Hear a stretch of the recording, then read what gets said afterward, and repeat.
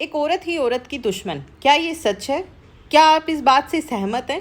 शादी के बाद ही ऐसा क्यों?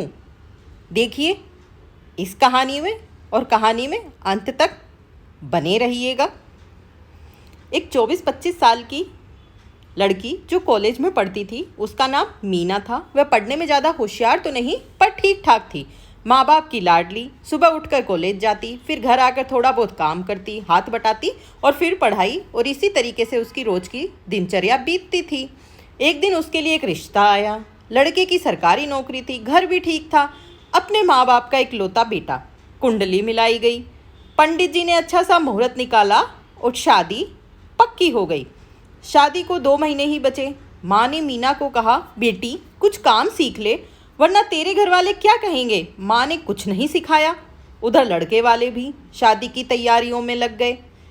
एक लड़की के शादी को लेकर बहुत अरमान होते हैं। दिल के किसी कोने में मीना भी अपने आने वाले जीवन को लेकर सपने बुन रही थी।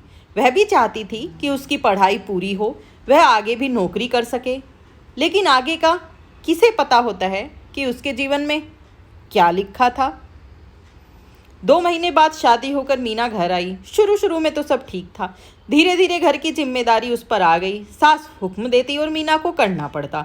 शुरुआत हुई, बहू सिर पर से पल्ला हटना नहीं चाहिए, खाने में कोई कमी नहीं होनी चाहिए, सबके लिए उनकी पसंद का खाना बनाना, सबके खाना खाने के बाद ही खाना खाना।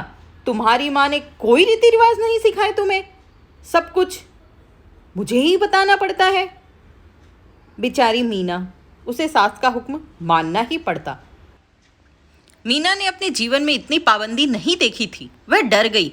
उसे समझ ही नहीं आया कि सब कुछ मुझे ही क्यों, सारी पाबंदियां मेरे ही हिस्से में लिखी हैं। क्या शादी सिर्फ लड़की की ही होती है? धीरे धीरे समय बीतता गया। एक दिन सास ने कहा, अब जल्दी से बहू पोते का मुंह दिखा दे। देख मीना, कह दिया है तुझे, मुझे तो सिर्फ पोता ही चाहिए। अब मीना के सब्र का बांध टूट गया। वह बोली, पर मुझे तो एक नन्ही परी चाहिए। सास देखती रह गई। आखिर 2 महीने बाद खुशखबरी आई और मीना माँ बनने वाली थी। अब सास ने एक षड्यंत्र रचा।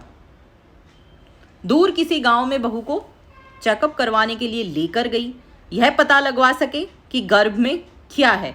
कानूनन अपराध होते हुए भी वह यह पाप करने जा रही थी। डॉक्टर को खूब पैसे खिलाने को भी वह तैयार थी, पर डॉक्टर ने तुरंत पुलिस को बुला लिया। सास को अरेस्ट कर लिया गया। जैसे तैसे करके घर वाले पुलिस के आगे हाथ पैर जोड़कर उन्हें घर ले आए। अब मीना की सास की आंखें खुल गई कि वह कितना बड़ा पाप करने जा रही थी। वह सोच रही थी कि कैसे एक औरत ही औरत की दुश्मन बन जाती है। हे भगवान, मुझे माफ़ कर दो, मुझसे बहुत बड़ी गलती हो गई, लेकिन अब मैं अपनी बहू का पूरा ध्यान रखूंगी, कोई भेदभाव नहीं करूंगी। आखिरकार 9 महीने तक सास ने अपनी बहू का अच्छे से ध्यान रखा और मीना को एक प्यारी सी नन्ही सी बेटी पैदा हुई। सास भी बहुत खुश हुई।